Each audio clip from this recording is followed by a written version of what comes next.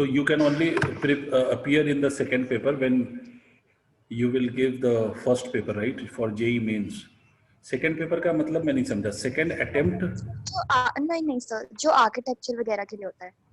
अच्छा, जो आर्किटेक्चर वगैरह के लिए होता है, तो उसके लिए मेंस के बिना तो नहीं होता सर? उसके बिना होता है, मतलब उसके बिना ही मेरी बहन ने भी दिया था.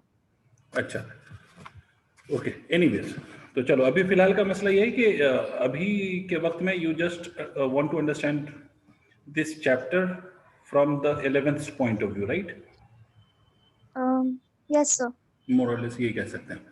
ठीक है, तो लास्ट टाइम हमने इक्विलिब्रियम पर डिस्कशन किया था एंड मैं आपको एक ब्रीफ दे दूं कि इक्विलिब्रियम में मैंने आपसे ये बोला था कि इक्विलिब्रियम का बेसिक मतलब होता है कि when the net torque acting on the body is zero, that then the body is said to be in equilibrium and that equilibrium will be rotatory equilibrium.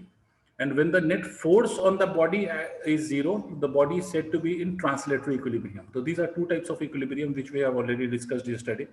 एक क्वेश्चन हमने देखा था, उसी में थोड़ा थोड़ा वेरिएशन करके हम एक दो और क्वेश्चंस करते हैं, फिर उसके बाद हम आगे के टॉपिक्स पर डिस्कशन करेंगे, है ना बेटा? तो एक और क्वेश्चन पे आते हैं.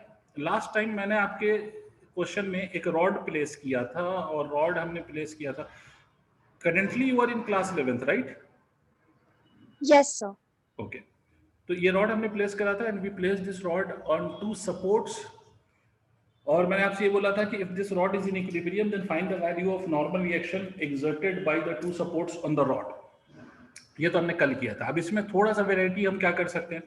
देखो, मैं भी तुम्हारे सामने क्वेश्चन बना रहा हूँ, बस ऐसा समझो.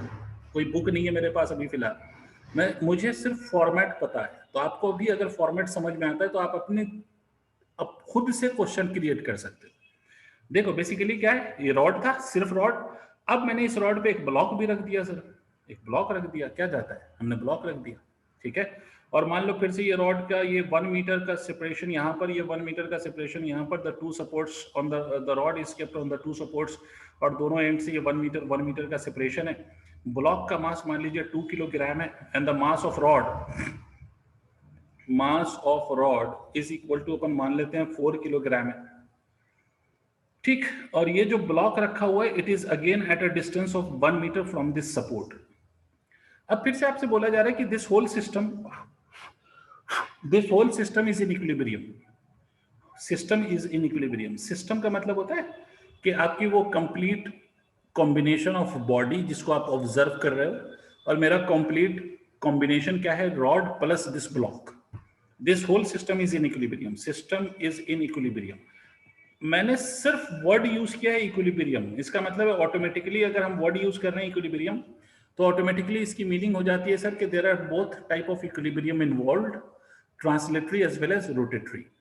अब आपसे फिर से क्वेश्चन यही पूछा गया, फाइंड नॉर्मल रिएक्शन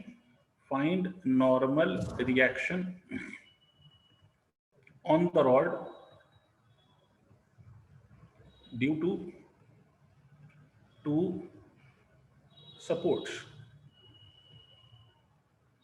इस रॉड पे आपको नॉर्मल रिएक्शन निकालना है ना. Due to what, due to the two supports. ठीक है बेटा? यस. चलो लेट अस सॉल्व. फिर उसके बाद का जो क्वेश्चन होगा वो आप ट्राई करोगे. पहली बात, फर्स्ट ऑफ ऑल हमें मालूम है कि this support will be exerting a normal reaction like this and this support will be applying a normal reaction like this, n and n dash. मैंने आपसे बोला है कि whenever the support changes or the contact changes, take the normal reactions differently. अगर आपने एक को n माना है तो दूसरे को n dash मानो. अगर दोनों को इक्वल होना होगा तो we'll get the result, है ना, जिसमें दोनों इक्वल आ रहे होंगे. नहीं होना होगा तो रिजल्ट में ही हमें समझ में आ जाएगा कि दोनों इक्वल नहीं है. हम तो दोनों को डिफरेंट मान के सॉल्व करेंगे. अगर इक्वल आना होगा तो आ जाएगा, नहीं आना होगा नहीं आएगा. ओके, रॉड का सेंटर ऑफ मास उसके ज्योमेट्रिकल सेंटर पे होता है.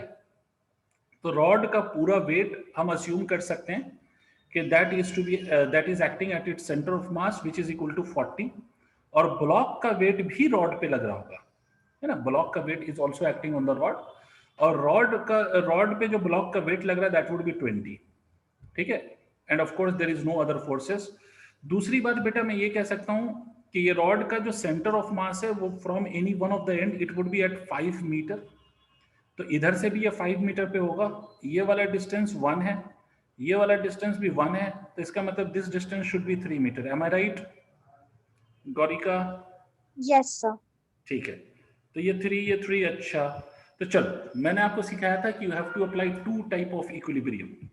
एक आपको ट्रांसलेटरी इक्विलिब्रियम लगाना है और दूसरा आपको रोटेटरी इक्विलिब्रियम. तो चल, for translatory equilibrium of rod, translatory equilibrium of rod, आप मुझे बताएं, आप मुझे सिखाएं.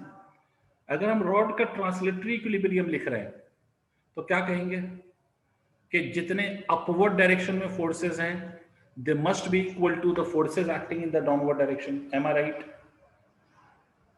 Upward force must be equal to downward force, मतलब n plus of n dash. Gaurika can lift. हाँ बेटे, are you there? n plus n dash can be written as 60 if I am not wrong. Yes sir. ठीक है, this we have got from translatory equilibrium. अब for rotatory equilibrium मैंने आपसे क्या बोला था कि रोटेटरी इक्विलिब्रियम में अगर बॉडी है तो net torque about any point has to be equal to 0.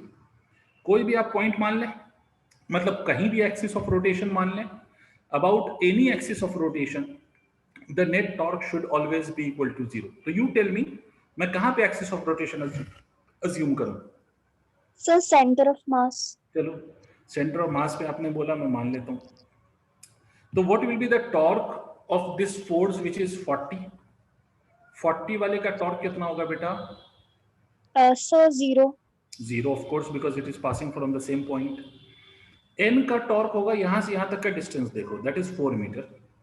तो n का टॉर्क होगा 4 टाइम्स ऑफ n, मतलब force into its perpendicular distance from the axis of rotation. तो n into 4 is equal to 4n. And किस direction में होगा ये torque?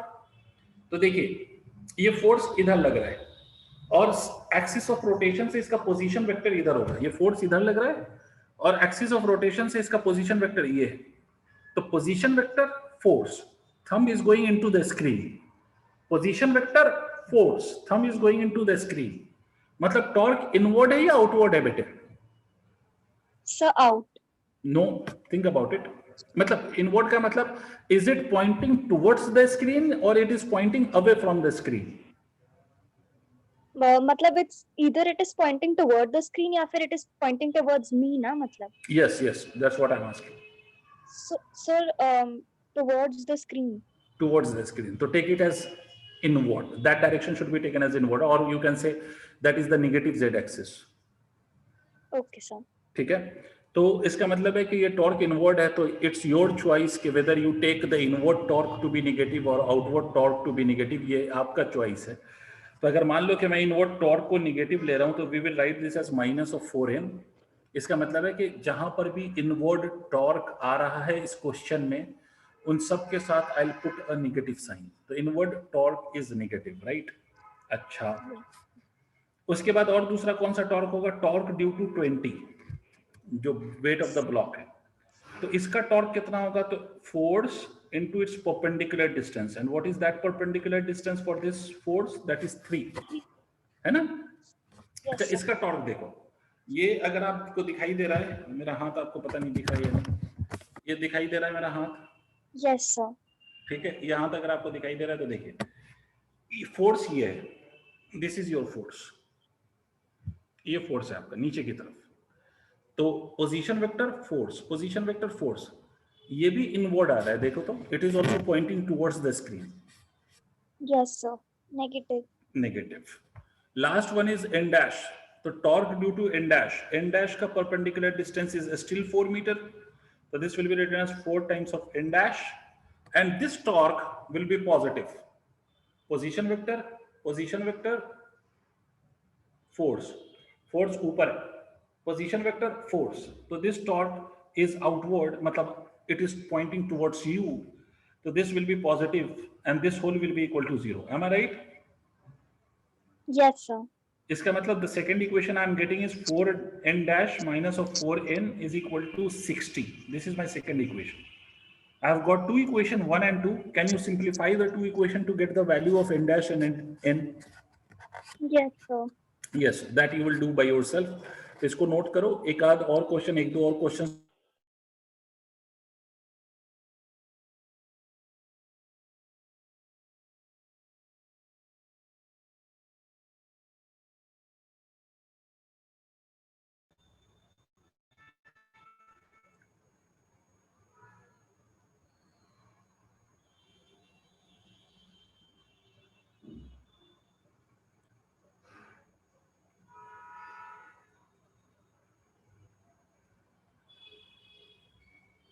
Noted. Yes, sir. Very good. Moving on to the next, which you will attempt. और अगर कुछ गलत होगा तो मैं सिखाऊंगा, बट पहले आप ट्राई करेंगे.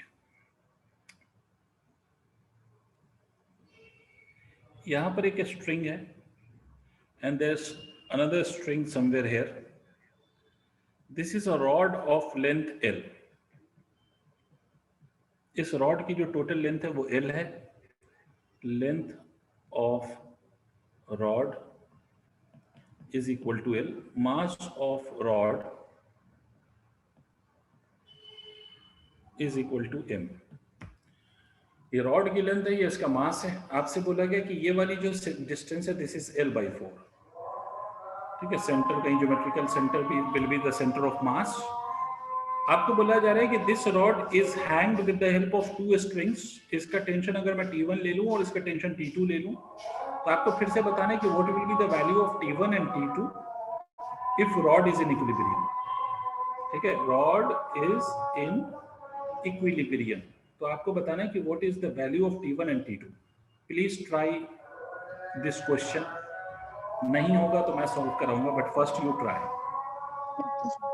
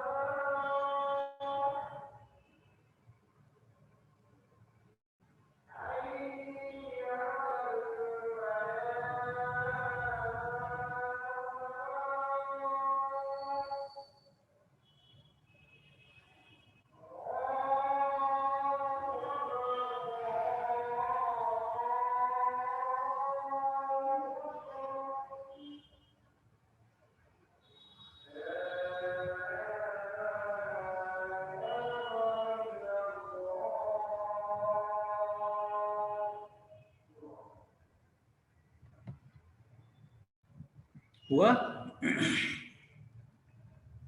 सर कर रही हूँ मैं, 1 मिनट. ओके.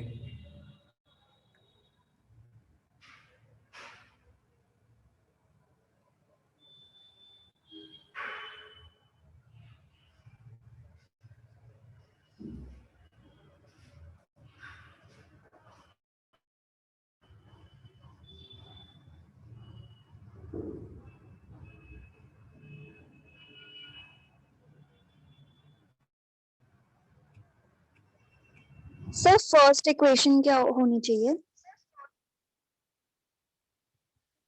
फर्स्ट इक्वेशन मेरे हिसाब से तो होनी चाहिए, अगर आप ट्रांसलेटरी इक्विलिब्रियम लिख रहे हो तो T1 plus of T2 should be equal to weight of the rod. Yes sir. T1 plus T2 should be weight of the rod, right? तो देखो, Yes, sir. इसमें सबसे पहली बात तो ये कि there will be mg acting downwards. तो for translatory equilibrium we can write T1 plus of T2 is nothing but the weight of the rod. This is one of the equation. दूसरी equation बेटा हम torque की लगाएंगे because this is in rotatory equilibrium also. तो torque की equation लगाएंगे तो चलो फिर से हम एक्सिस ऑफ रोटेशन को सेंटर ऑफ मास पे अज्यूम कर लेते हैं. Let me take this to be my axis of rotation. तो एक बात तो ऑब्वियस है, mg का टॉर्क विल बिकम 0.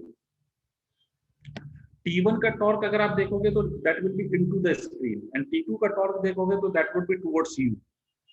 इसका मतलब है एक टॉर्क नेगेटिव है, दूसरा टॉर्क पॉजिटिव है. T1 के लिए the perpendicular distance from this end to the centre of mass will be L/2 और T2 के लिए जो ये डिस्टेंस होगा perpendicular distance that will be L/4. Are you convinced with this? Yes sir, ये हाँ। हाँ है ना। तो T1 into L/2 minus of T1 into L/4 is equal to 0 because the direction of both the torque is opposite. तो यहाँ से आप लिख लो T1 L/2 is equal to ये सॉरी T2 T2 L/4. तो ये L कैंसिल हो गया, L/2 2, तो T1 is equal to T2/2. You have got a relation of T1 and T2. Just put this relation in this first equation. ये वाला जो relation है इसको फर्स्ट इक्वेशन में रख दो और फर्स्ट इक्वेशन में पुट करके सॉल्व कर दो। तो अगर आप इसको फर्स्ट इक्वेशन में रखोगे तो what will you get? You will get this as T1। तो T1 की जगह आप रख दो T2/2 plus of T2 is equal to mg। तो ये हो जाएगा 3T2/2 is equal to mg और T2 is equal to 2mg/3। This is your result for T2। Once you know the value of T2, you can find the value of T1 also.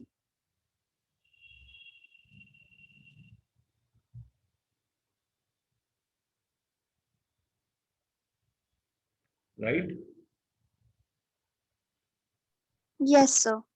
Okay, last question based on equilibrium, and then we will move to the next topic. देखो आपका next question based on equilibrium ऐसे, मान लीजिए कि this is a surface, perpendicular surface, एक vertical wall है और ये floor है आपका, और यहाँ पर एक rod है, ये आपकी एक rod ऐसे यहाँ पर इसके contact ऐसे, ये rod है, rod की length मान लीजिए 10 मीटर है, मास मान लीजिए 10 किलोग्राम है, ठीक है। रॉड की length 10 metre, mass is equal to 10 kilogram, ठीक। तो आपको बोला गया कि this angle is equal to 53 degree. आपको बताना है कि what will be the normal reaction. इस सरफेस पे कोई फ्रिक्शन नहीं, दिस सरफेस इज फ्रिक्शनलेस, इस सरफेस पे फ्रिक्शन इज नॉन जीरो, ठीक है। आपका क्वेश्चन है कि if rod is in equilibrium, if rod is in equilibrium, then find N1, N2 and F। Question note करो, सॉल्व करते हैं।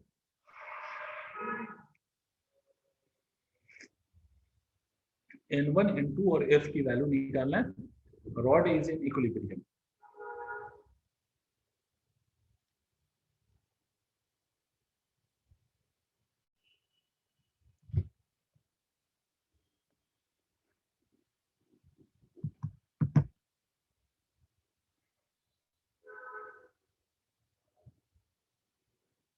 क्वेश्चन नोट कर लेना तो बताना। सर कर लिया। ठीक है। अब देखिए रॉड की लेंथ आपको पता है, रॉड का मास आपको पता है, रॉड इक्विलिब्रियम है। बेटा मैं बार बार एक चीज कहता हूं कि जब भी इक्विलिब्रियम की कंडीशन हो तो आपको एक बात तो समझ में आ जाएगी कि when there is only a word mentioned and that word is of equilibrium, इसका मतलब है कि there will be four kind of equilibrium involved, translatory equilibrium as well as rotatory equilibrium, दोनों इक्विलिब्रियम होंगे। तो हमें दोनों के लिए बात करनी है। The two equation that we need to form is one for translatory equilibrium and another for rotatory equilibrium, right? चलो, बिकॉज मैंने आपको पहले कुछ भी नहीं पढ़ाया है ना आपने मुझसे पढ़ा है, मुझे एक बात बताइए कि if these two are in contact, will there be any normal reaction or not? जहाँ मतलब आपने जहाँ रेड वो हाँ, करा है जी, पॉइंट ए पर वर्टिकल वॉल और रॉड ये दोनों आपस में ऐसे कॉन्टैक्ट में, तो यहाँ पर due to this contact will there be any normal reaction और not between the wall and the rod? एक मतलब सर अगर सब ए कर रहा है और उस पे फोर्स लगेगा तो वो भी वापस रिएक्शन देगा ही। हाँ, तो what will be the name of that force? Of the force normal reaction. Normal reaction, obviously A पे एक नॉर्मल रिएक्शन लग रहा होगा and that normal reaction will be acting like this. और आपको ये बात पता होगी कि नॉर्मल रिएक्शन जो फोर्स हम लेते हैं that is always taken perpendicular to the point of contact या सरफेस ऑफ कॉन्टैक्ट। तो ये N1 मान लेता हूँ। Similarly there will be a normal reaction on the rod due to this flow, and that normal reaction will be upward, and let that be called as N2. ठीक है, so there are two type of normal reaction that we have here, एक N1 और एक N2. And what is another force that we will be having in this case is mg. अच्छा बेटे, if rod can slip, in which direction do you think it will slip? Will it slip towards left or it will slip towards right? Sir, If rod can slip, in which direction do you think the point B will move? right. Of course, towards right. Very good. इसका मतलब है कि यहाँ पर इस surface के पे there will be a frictional force and that would be acting opposite to the relative slipping and that will be towards left. But vertical surface पे भी slip हो रहा है, but there is no friction on the vertical surface, so we don't need to consider any friction on the vertical surface. Clear है बेटा? Yes, sir. Okay. अब यहाँ पर बेटा अगर आप देखें तो दो डायरेक्शन में मोशन हो सकता था. इसका मतलब यह है कि ट्रांसलेटरी इक्विलिब्रियम की जब आप कंडीशन लिखेंगे तो because we have forces along X axis and the force along Y axis, इसका मतलब है for the equilibrium of the body forces along Y axis should also be zero and forces along X axis should also be zero. आ रही बात समझ में? If there is force in more than one direction तो forces along each direction should be equal to zero. इसका मतलब कि मैं ये कह सकता हूं कि N2 should be equal to mg for the vertical equilibrium. Clear? और N2 की वैल्यू क्या होगी? mg मतलब मास. मास की वैल्यू कितनी है? 10 into 10 that is equal to 100. तो N2 की वैल्यू हो गई 100. Am I right? Yes, sir. N1 की वैल्यू होगी, N1 की value for horizontal equilibrium of the body, तो N1 की वैल्यू होगी F के बराबर.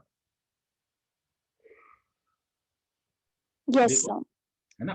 N1 की वैल्यू इसके बराबर. देखो N2 तो आपको कैलकुलेट हो गया, N2 में कोई इशू नहीं है, बट यहाँ पर देखो N1 एंड F, ये I am getting this my equation, but neither I know the value of N1 nor I know the value of F. अगर if I can find the value of F, I will be able to get the value of N1. ठीक है, और जो N1 की value होगी वही F की value होगी. अब क्वेश्चन ये कि साहब N1 या F की वैल्यू मैं कैसे कैलकुलेट करूँ? Because unless I get the value of F, I will not be able to calculate the value of N1. ठीक है, या vice versa. तो अब क्या करें सर? तो आप देखो, अब हम ट्रांसलेटरी इक्विलिब्रियम में तो कुछ भी नहीं कर सकते. ट्रांसलेटरी इक्विलिब्रियम से we have got the two equations, और ट्रांसलेटरी इक्विलिब्रियम से और कोई इक्वेशन हमें नहीं मिलेगी. तो अब देखिए, आपसे बोला गया था this rod is in equilibrium. इसका मतलब है कि यहाँ पर रोटेटरी इक्विलिब्रियम भी है, राइट बेटा? रोटेटरी इक्विलिब्रियम का मतलब है कि net torque should be zero. अब पॉइंट ये कि भाई मैं किसके अबाउट नेट टॉर्क जीरो करूं? किस पॉइंट के about? Where should I take my axis of rotation? तो मैंने आपसे बोला था कि if body is in equilibrium, rotatory equilibrium, तो you can take the torque to be zero about any axis of rotation of your choice. But देखो, थोड़ी सी अकल लगानी है. ऑब्वियस सी बात है कि आप अगर एक्सिस ऑफ रोटेशन यहाँ पर भी ले लो तो आई हैव नो इशू, आप क्वेश्चन सॉल्व कर सकते हो. यहाँ पर भी ले लो तो कर सकते हो. लेकिन अगर मैं यहाँ पर एक्सिस ऑफ रोटेशन ले लूँ, इसको ले लूँ एक्सिस ऑफ रोटेशन, तो इससे मेरा फायदा ये होगा कि थोड़ा सिंप्लीफिकेशन आसान हो जाएगा. क्यों आसान हो जाएगा बेटा? अगर मैंने एक्सिस ऑफ रोटेशन यहाँ पे ले लिया ना एट पॉइंट बी, तो मुझे ये बताइए कि what will be the torque due to N2 and F? Sir zero हो जाएगा. Very good. तो दो फोर्स का टॉर्क जीरो हो जाएगा. Force torque due to two forces will be zero. तो थोड़ा आसान हो जाएगा ना. अगर आप किसी दूसरे पॉइंट पे लेते तो आपको तीन फोर्स का टॉर्क निकालना पड़ेगा, और यहां पर आप ले रहे हो तो आपको सिर्फ दो फोर्स का टॉर्क लेना पड़ेगा, and that forces are N1 and mg. एक N1 का टॉर्क होगा और एक mg का टॉर्क होगा. करेक्ट है बेटा? Yes sir. अब थोड़ी सी चीजें आपको और समझनी है. यहां देखिए, N1 ये है. I will extend this line N1, और मेरा एक्सिस ऑफ रोटेशन यहाँ है. तो I'll drop a perpendicular on this. ये वाला एंगल 53 है बच्चे, तो अनडाउटेडली ये वाला एंगल 53. ये मेरा R परपेंडिकुलर. जब आप टॉर्क लिखते हो तो आप यही लिखते हो ना, फोर्स इनटू आर परपेंडिकुलर। मुझे ये लेंथ चाहिए, आर परपेंडिकुलर ये वाला है तो ये चाहिए, तो बेसिक सा ट्रिग्नोमेट्री का रूल यूज करिए। आपको मालूम है परपेंडिकुलर चाहिए and this is your base, ठीक है, and this is your hypotenuse. Hypotenuse is the length of the rod, वो हमें पता है। तो यहाँ पर हम क्या लगा लें बेटा, साइन ऑफ 53 लिख लें। This will be equal to perpendicular upon hypotenuse, tell me yes और नो। तो आर Yes. परपेंडिकुलर की वैल्यू क्या हो जाएगी, 10 मल्टीप्लाइड बाय साइन 53 की वैल्यू होती है 4/5। साइन 53 इज इक्वल टू 4/5, तो this will be equal to 8। ठीक है, क्लियर है? Yes, sir. अभी भी खेल खत्म नहीं हुआ, एक और गेम खेलते हैं हम। रॉड mg भी तो लग रहा है, mg यहाँ है। mg का लाइन ऑफ एक्शन आप देखो तो ये है, this is the line of action of mg, axis of rotation ये है। तो इसका परपेंडिकुलर डिस्टेंस ये होगा या नहीं होगा, सोचो। Sir, इसका perpendicular distance. Yes, r perpendicular आपको चाहिए होता है ना बेटा। Yes, ये sir. अगर फोर्स है और यहाँ एक्सिस ऑफ रोटेशन है, तो यहाँ से यहाँ तक का जो परपेंडिकुलर डिस्टेंस है वो तो आपको चाहिए। तो you need r perpendicular, right? Yes, sir. ये पूरी रॉड की लेंथ 10 है, तो ये वाला 5 होगा क्या, सोच के देखो। So center of mass है तो वो 5 ही होगा. Very good. और ये वाला एंगल 53 है। आपको आर परपेंडिकुलर निकालना है, तो आर परपेंडिकुलर का मतलब क्या हुआ बेटा, यहाँ पर कॉस वाला एंगल लगा ले। Yes. आप यहाँ तक पहले नोट करो, because I need some space on the screen. Yes, sir. Just a second.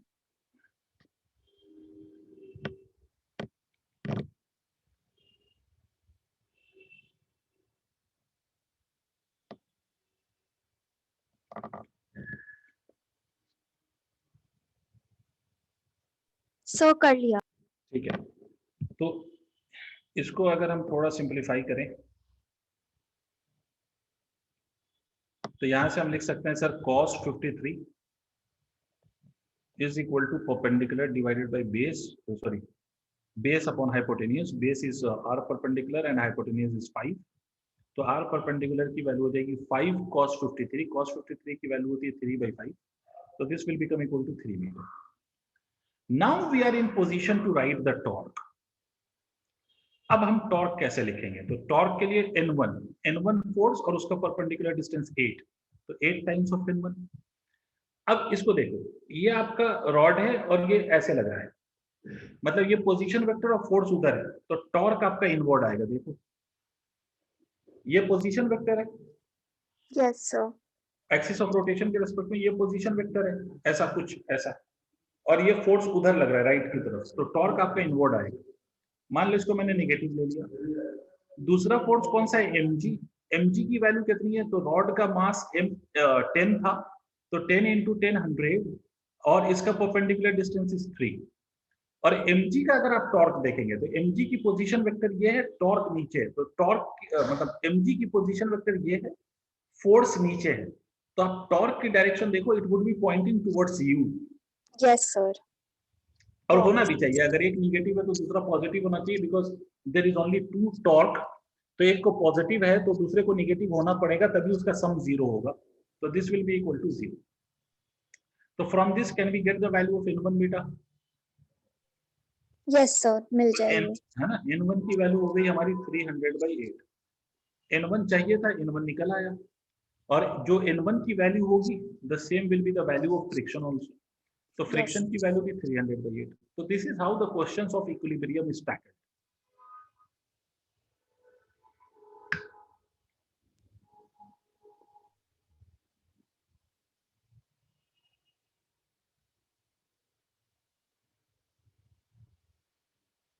Then So note हो गया. ठीक है, तो ये तो हो गया सर बेसिक सा concept of torque, and we discussed about the equilibrium of body, we also discussed about the couple of force and all those things. अब इसमें हम टॉर्क का एक और फॉर्मूला देखेंगे, but before doing anything now we move to a new topic which is moment of inertia. पहले हम इस पर डिस्कशन करेंगे, मोमेंट ऑफ इनर्शिया, उसके बाद फिर हम इसमें फर्दर और कुछ चीजों पर डिस्कशन करेंगे, either it be the relation of torque with moment of inertia, और उसके बाद आएगा एंगुलर मोमेंटम। तो उन सब पे जाने से पहले first of all we will be discussing on moment of inertia. अब एक बात समझो, देखो फिजिक्स को ना बस लॉजिकली समझना है, रटना कुछ भी नहीं। इससे पहले आपने लॉज ऑफ मोशन में इनर्शिया पढ़ा है, और इनर्शिया में आपको ये बोला गया होगा कि बॉडी की वो प्रॉपर्टी, किसी भी बॉडी की वो property by virtue of which it opposes any kind of change in its state of motion। मतलब अगर कोई बॉडी रेस्ट में है तो it wants to be at rest, अगर आप उस पर फोर्स लगाओगे तो वो अपोज करेगा, वो नहीं चाहेगा कि वो चले। अगर कोई बॉडी मोशन में है तो it will continue to be in motion in the same straight line. अगर आप उस पर फोर्स लगाओगे to bring it to rest, या आप फोर्स लगाओगे to change its direction of motion, तो वो सारे केसेस में बॉडी विल अपोज। आई बात समझ में? इसका मतलब है कि बेटा ट्रांसलेटरी मोशन जो था इससे पहले, ट्रांसलेटरी का मतलब कि किसी भी बॉडी को आप स्ट्रेट लाइन पे चला दो तो वो ट्रांसलेटरी मोशन होता है। तो इससे पहले जो आपने ट्रांसलेटरी मोशन पढ़ा है उसमें किसी भी बॉडी को मूव कराने के लिए, उसके स्टेट ऑफ मोशन को चेंज करने के लिए मुझे कितना इफर्ट लगाना पड़ेगा, that was measured by a quantity known as inertia. भाई अगर बॉडी का वेट ज्यादा है तो मुझे ज्यादा एफर्ट लगाना पड़ेगा टू मेक इट मूव और to bring it to rest और टू चेंज इट्स डायरेक्शन। अगर बॉडी का मास कम है, बहुत हल्की फुल्की सी बॉडी है, तो बहुत कम फोर्स लगाना पड़ेगा। आपने देखा होगा किसी चीज को आप जस्ट विद वन फिंगर आप पुश कर सकते हो, और कोई चीज ऐसी होती है कि आप पूरा हाथ पूरा पांव कुछ भी लगा दें आप, तो आप नहीं पुश कर पाएंगे। इसका मतलब अगर मैं थोड़ी सी हिंदी यूज करते हुए बोलूं, और हिंदी आप समझती हैं मुझे मालूम है, तो चलाने का कष्ट इनर्शिया कहलाता है। सिंपल, किताबी डेफिनेशन को हटाओ, अपने को तो ये बात समझ में आती है कि किसी भी बॉडी को चलाने का कष्ट इनर्शिया कहलाता है। और वो कष्ट बॉडी के किस चीज पे डिपेंड करता है? तो वो कष्ट बॉडी के मास पे डिपेंड करता है। अगर हम किसी बॉडी को चलाना चाहते हैं तो उसका मास कितना है, चलाने का कष्ट, रोकने का कष्ट, वो इनर्शिया डिसाइड करेगा। कौन डिसाइड करेगा? मास ऑफ द बॉडी, और उसको हम इनर्शिया कहते हैं।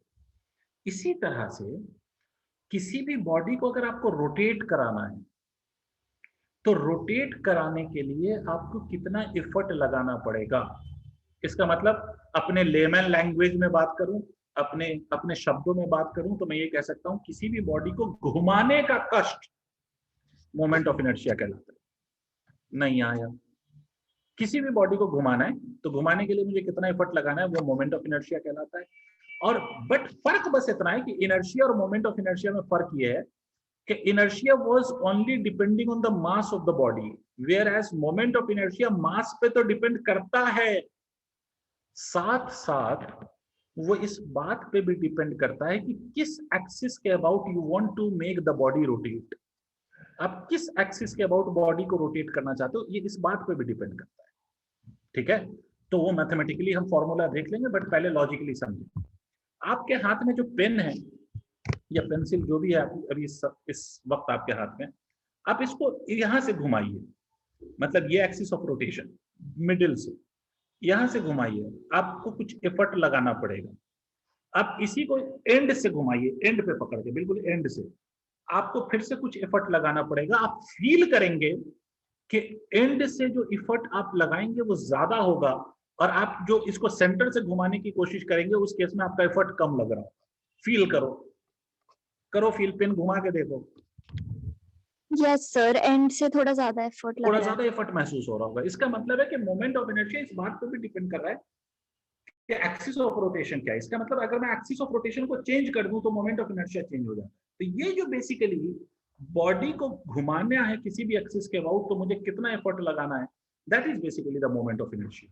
And moment of inertia depends on mass as well as axis of rotation. इसी चीज को मैथमेटिक्स में कैसे कहा गया, अब इसी का फॉर्मूला बना दिया, बस कोई बड़ी बात नहीं है, कुछ भी बना लो, है तो बस यही ना, कॉन्सेप्ट तो यही है। अब देखो, बोला ये कि सर अगर मान लो कि this is your axis of rotation, और ये कोई बॉडी है, कोई पार्टिकल है which is eight a distance of r, इस पार्टिकल को इस एक्सिस के अबाउट घुमाना है। ऐसा इमेजिन करो कि कोई एक सिंगल पार्टिकल है और ये एक्सिस ऑफ रोटेशन है, इसके अबाउट इसको घुमाना है गोल गोल। तो इसका मोमेंट ऑफ इनर्शिया कितना होगा? तो बोला कि साहब moment of inertia will be represented by capital I, और ये मोमेंट ऑफ इनर्शिया होता है mass of the body which is to be rotated into its perpendicular distance का स्क्वायर। मतलब परपेंडिकुलर डिस्टेंस का क्या मतलब? A distance which is perpendicular to axis of rotation. तो I is equal to mr square, where r is perpendicular distance. This is the formula for moment of inertia for a particle. ऐसी body जिसका हम size neglect कर सकते। कुछ दिक्कत? नहीं sir, समझ आ गया। ठीक, अगर मान लीजिए कि मैं आपसे कहता कि नहीं साहब ये पार्टिकल है, और आपको मैं ये दे देता, r की वैल्यू ये दे देता, और मैं आपसे कहता कि ये वाला एंगल 45 है, मान लीजिए कुछ भी है, मास m। अगर मैं आपसे पूछूं मोमेंट ऑफ इनर्शिया कितना, तो आप लिख दें mr स्क्वायर, तो ये गलत हो गया। क्यों it's wrong? Because the distance which you have to take is the perpendicular distance from the axis of rotation. और ये वाला जो r आपको दिखाया हुआ है, this is not the perpendicular distance, तो you have to take the perpendicular distance, this will be your perpendicular distance. ठीक है, तो अब ये परपेंडिकुलर डिस्टेंस लिख लीजिए, उसके बाद आप मोमेंट ऑफ इनर्शिया लिखेंगे, तो mass into its r perpendicular की वैल्यू कितनी होगी? तो sir this will be equal to r sin 45 if I am not wrong. मतलब I will be equal to m into r by root 2 का square. इसका मतलब this will be equal to mr square by 2। See this if you are convinced. Yes sir. इसका मतलब the distance which you have to take should always be perpendicular distance। अब आते हैं दूसरी बात। सर अगर मान लो if we have more than one particle which is to be rotated about the same axis of rotation। मान लो sir ये axis of rotation है, यहाँ पर एक पार्टिकल, यहाँ पर दूसरा पार्टिकल, यहाँ पर तीसरा पार्टिकल, बहुत सारे पार्टिकल। इसका मास m1, इसका परपेंडिकुलर डिस्टेंस r1, इसका मास m2, परपेंडिकुलर डिस्टेंस r2, इसका मास m3, perpendicular distance r3, and so on and so fourth. अब इस केस में हम मोमेंट ऑफ इनर्शिया कैसे लिखेंगे? तो कुछ नहीं करना है, सबका इंडिविजुअली लिखिए और ऐड कर दीजिए, because moment of inertia is not a vector quantity. ठीक है, तो ये mr1 का स्क्वायर प्लस ऑफ mr2 का स्क्वायर प्लस ऑफ mr3 का square and so on and so fourth, ये हो जाएगा आपका net moment of inertia of the system. अगर और पार्टिकल है तो औरों का लिखते जाइए, ऐड करते जाइए। यूनिट क्या होगी मोमेंट ऑफ इनर्शिया की? तो SI unit is kg metre square, this will be the unit. ठीक है, SI unit will be kg metre square. Clear है बेटा? इसको नोट करो, तो मैं इस पे कुछ क्वेश्चन सिखाता हूँ। यस सर, एक मिनट।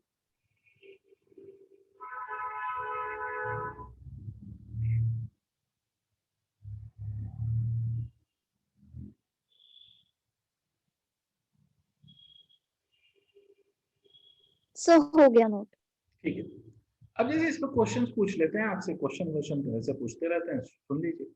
आपसे बोला गया कि मैं भी पूछ लेता हूँ। अच्छा, अभी याद रखिएगा कि अभी जो हमने मोमेंट ऑफ इनर्शिया पे डिस्कशन किया है, इसमें हमने ऐसे पार्टिकल्स अज्यूम करे हैं जिसका साइज नेग्लिजिबल है, उसमें मास तो है बट उसके डायमेंशन को आप नेग्लेक्ट कर सकते हो। ये मान लीजिए इसका मास m है, इसका मास मान लीजिए 2m है, और इसका मास 4m। ठीक है, और आपको एक्सिस ऑफ रोटेशन मैंने बोला ये है, आपको बताना है इस सिस्टम का moment of inertia about this axis of rotation कितना हो, what will be the moment of inertia. तो कुछ नहीं करना है सर, एक्सिस ऑफ रोटेशन अपने को दिखाई दे रही है, तो इंडिविजुअल पार्टिकल का हमें परपेंडिकुलर डिस्टेंस ले लेना है। तो इस पार्टिकल का परपेंडिकुलर डिस्टेंस यहाँ से देख लो कितना होगा, इस पार्टिकल का कितना होगा, और एक पार्टिकल तो exactly it is at axis of rotation, तो उसका तो मोमेंट ऑफ इनर्शिया 0 हो जाएगा। क्लियर? इसका मतलब हम लिख सकते हैं 2m into 0 plus of m into, अगर मैं लेंथ मान लेता हूँ l है, तो m इंटू l बाई 2 का square plus of 4m into l square, ऐसे लिख सकते हैं। तो मोमेंट ऑफ इनर्शिया की वैल्यू कितनी हो जाएगी? ml square by 4 plus of 4ml square is equal to 17ml square by 4। ये आंसर आ गया, kg मीटर स्क्वायर। ठीक है बेटे? Yes sir. ठीक है, नोट करो एकदम जल्दी से, तो इसी पे एक दो और क्वेश्चन करा के फिर आगे बात करो।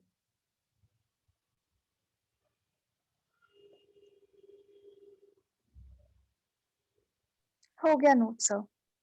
ठीक है, अच्छा इसमें मुझे एक बात बता दीजिए, तो अगर मैं इसी एक्सिस ऑफ रोटेशन को चेंज कर दूं, instead of taking axis of rotation here, if I take the axis of rotation here and I am drawing a cross. Cross का मतलब मैं समझा देता हूं आपको। ये एक्सिस ऑफ रोटेशन और मैंने क्रॉस बनाया, इसका मतलब है कि this axis of rotation is perpendicular to the plane of triangle. मतलब अगर ये ट्रायंगल है तो ये axis of rotation is passing through its centroid and it is perpendicular to this centroid.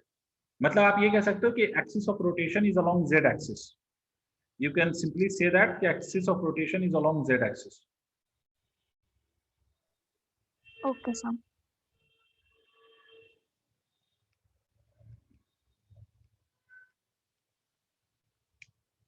करिए, कितना आया आंसर?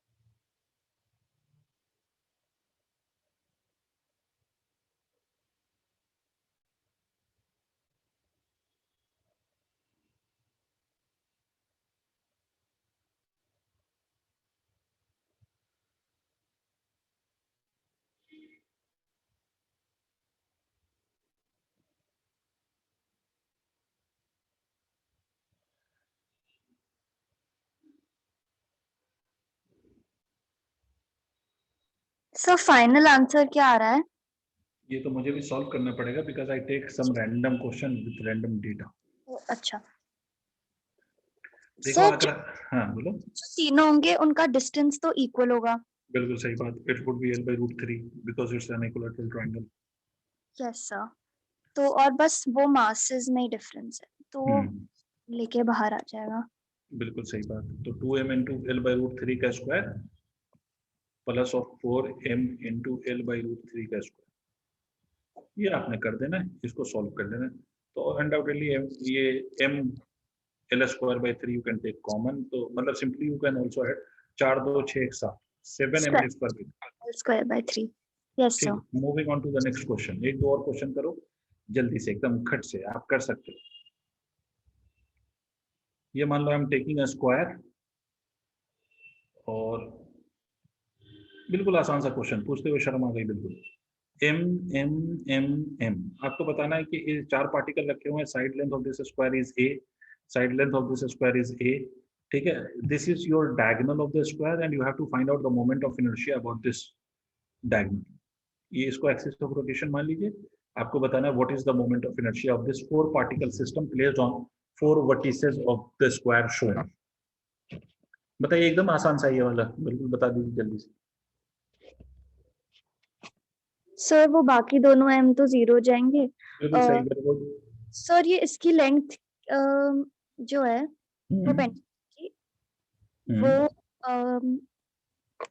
a√3/2।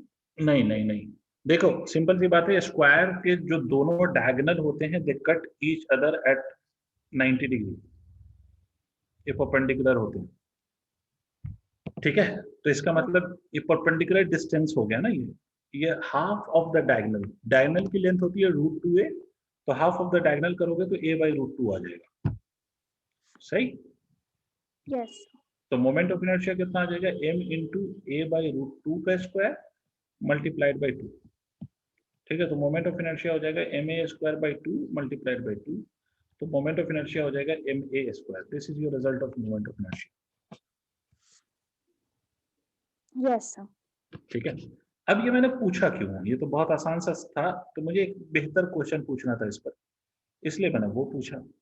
अब बेहतर सा, एक थोड़ा सा बेहतर सवाल क्या पूछना था मुझे, कि यही 4 particle they are placed on the 4 vertices of a rectangle, ये वाला लेंथ b है और ये ब्रेथ इज a मान लो, masses are m m m m each, और आपसे ये बोला गया कि this is your diagonal,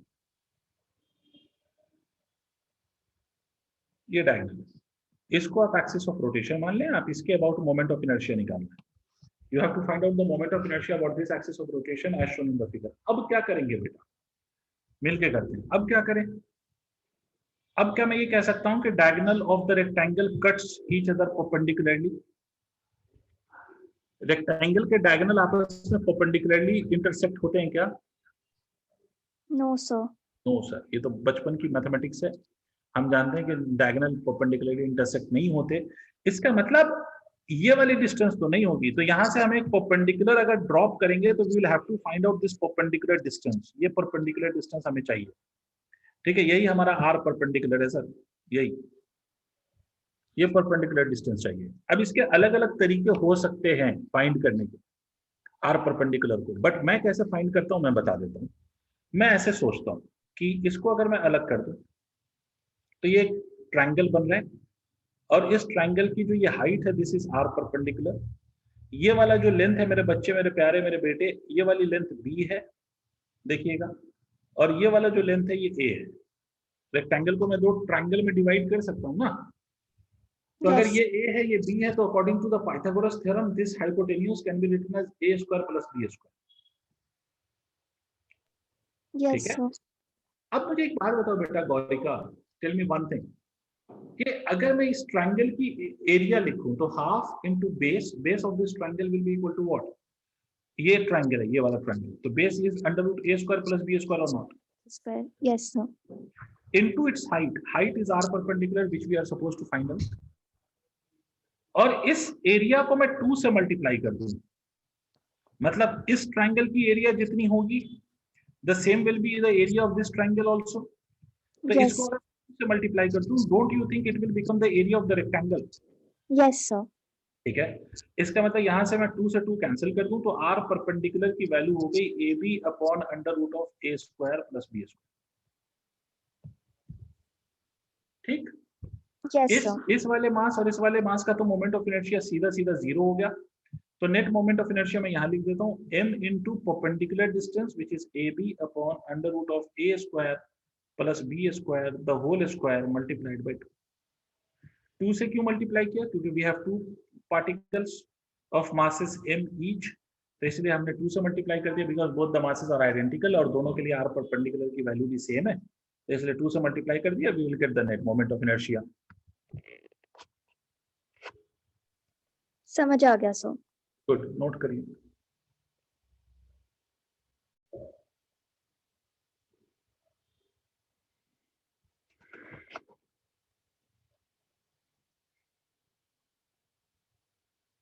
sir done. Okay, moving on. अब देखो ये जितने भी हमने मोमेंट ऑफ इनर्शिया निकाले इसमें मैंने पार्टिकल लिया है, और पार्टिकल का मतलब ये था कि the size of the particle is negligible and you can only take its mass. तो सर इस तरह के अरेंजमेंट को हम डिस्क्रीट सिस्टम भी कहते हैं, जो अभी हमने करा है ना, जिसमें हमने पार्टिकल्स देखे हैं कि 1 पार्टिकल 2 पार्टिकल 3 पार्टिकल जो भी है व्हाटएवर इज देयर, तो उसको हम डिस्क्रीट सिस्टम भी कहते हैं. दूसरा एक और सिस्टम होता है जिसको हम कॉन्टिन्यूअस कहते हैं. कॉन्टिन्यूअस का क्या मतलब होता है? कॉन्टिन्यूअस का मतलब होता है रिजिड बॉडी. मतलब क्या रिजिड बॉडी? मैंने आपको फर्स्ट डे भी एक्सप्लेन किया था, मतलब कल. रिजिड बॉडी का मतलब होता है सर ऐसी बॉडी जिसके हम साइज को नेग्लेक्ट नहीं कर सकते. For example rod, ring, disc, इस तरह की बॉडीज. ठीक. अब अगर मुझसे कोई पूछ ले कि भाई रॉड का मोमेंट ऑफ इनर्शिया क्या होगा या रिंग का मोमेंट ऑफ इनर्शिया क्या होगा, तो आपको जो बेसिकली सिलेबस में 2-3 डेरिवेशन में कराऊंगा वो ये है कि रॉड का मोमेंट ऑफ इनर्शिया, रिंग का मोमेंट ऑफ इनर्शिया, डिस्क का moment of inertia, hollow cylinder का moment of inertia, solid cylinder का मोमेंट ऑफ इनर्शिया, ये कुछ चीजें मैं कराऊंगा. ठीक है. तो ये मोमेंट ऑफ इनर्शिया की वैल्यू क्या होगी, कैसे निकालेंगे, हम उस बात को समझते हैं. देखो एक बात समझो Gaurika, the point is the formula that we have is equal to mr square is for a particle. Particle का मतलब जिसका साइज नेग्लिजिबल है. बट अगर मान लो कि मैंने एक रॉड ले लिया, आप समझिएगा, ये रॉड ले लिया, ये रॉड, इस रॉड के केस में अगर मुझे मोमेंट ऑफ इनर्शिया निकालना है तो रॉड का या इस तरह के रिजिड बॉडी में तो बहुत सारे पार्टिकल होंगे, तो इसका मोमेंट ऑफ इनर्शिया कैसे निकालेंगे? हमें कोई फॉर्मूला तो नहीं पता है. हाँ, अगर आप मुझे इंडिविजुअल पार्टिकल दो तो मैं उसका मोमेंट ऑफ इनर्शिया लिख सकता हूं by just taking it's perpendicular distance. But अगर मुझे कॉम्बिनेशन ऑफ पार्टिकल ऐसा दे दो जिसमें मैं पार्टिकल को अलग अलग कर ही नहीं सकता, आइडेंटिफाई नहीं कर सकता, उसको इंडिविजुअल आइडेंटिटी की तरह ट्रीट नहीं कर सकता, तो इसमें अपन क्या करेंगे sir? How to calculate the moment of inertia? समझ रहे हो बेटा? तो इस केसेस को समझिए। मान लीजिए ये रॉड है, रॉड जब भी मैं कहूँ ना तो रॉड का याद रखिएगा कि रॉड का जो एरिया ऑफ क्रॉस सेक्शन होता है वो नेग्लिजिबल होता है। You can neglect the area of cross section. Physics में रॉड का दूसरा मतलब, आप रॉड को you can treat is as a wire, और मान लो ये एक्सिस ऑफ रोटेशन है। अब क्या करें sir? Is there any idea how to deal with this? It's a rigid body, it will be having n number of particles, तो how to deal with it?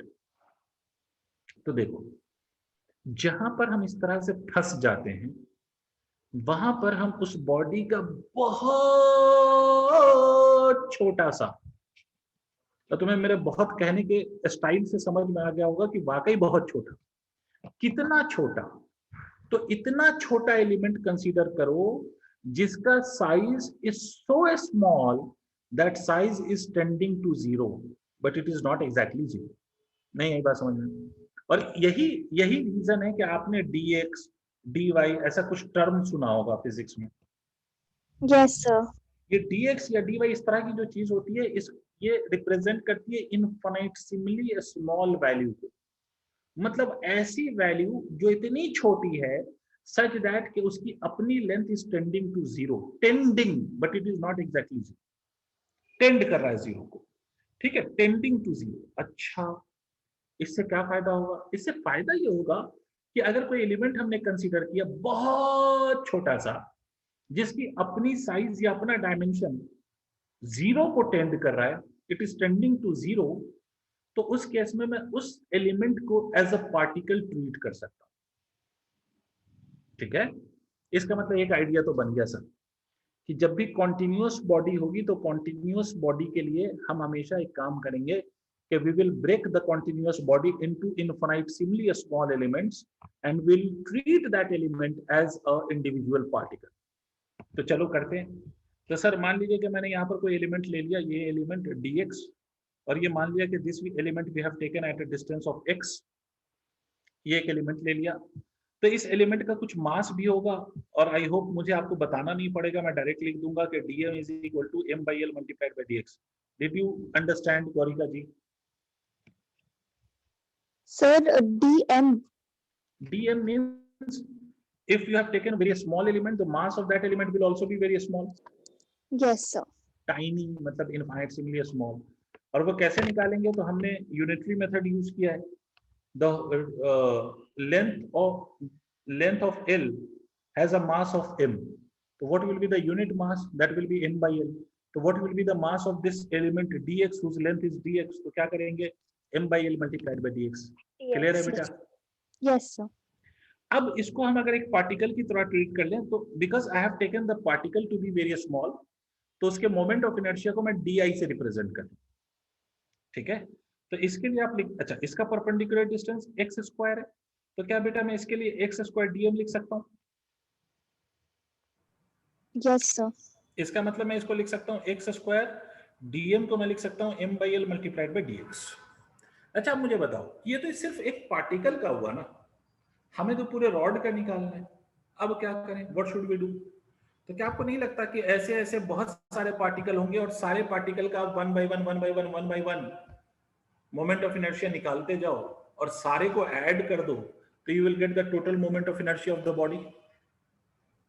Yes sir, आ तो जाएगा, but ये ये इतना करेगा। आसान काम नहीं है, because there will be n number of particles tending to infinity.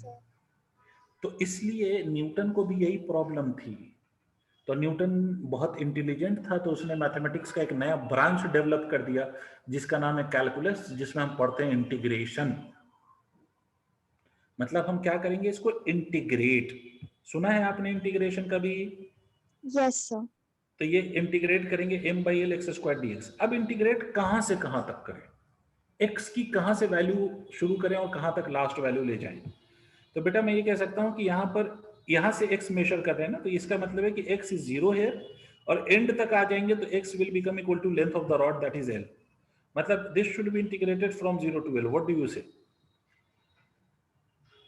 Yes sir.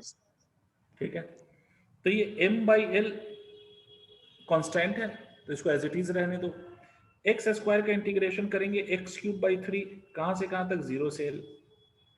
अब चलो इसको इंटीग्रेट कर लेते हैं। तो this moment of inertia will be equal to m/l, upper limit put करोगे तो l³/3। मैं ये अज्यूम कर रहा हूं कि आपको ये सब आता है, इंटीग्रेशन आता है, तो ये आंसर आ जाएगा आपका ml²/3। This is the moment of inertia of the rod, but किस एक्सिस के about? The axis which is passing through one end of the rod, ऐसी एक्सिस जो एक एंड से पास कर रही है उसके अबाउट।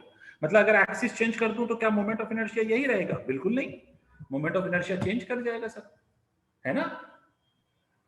यस तो you now know how to start, है ना, how to find the moment of inertia for a rigid body. Method यही रहेगा, अलग अलग केसेस में अलग अलग तरह से एलिमेंट लिया जाएगा जो हम सीखेंगे आगे, बट ये मेथड यही रहेगा। तो इसको नोट कर लो, और इतना ही, फिर next we will discuss in next class.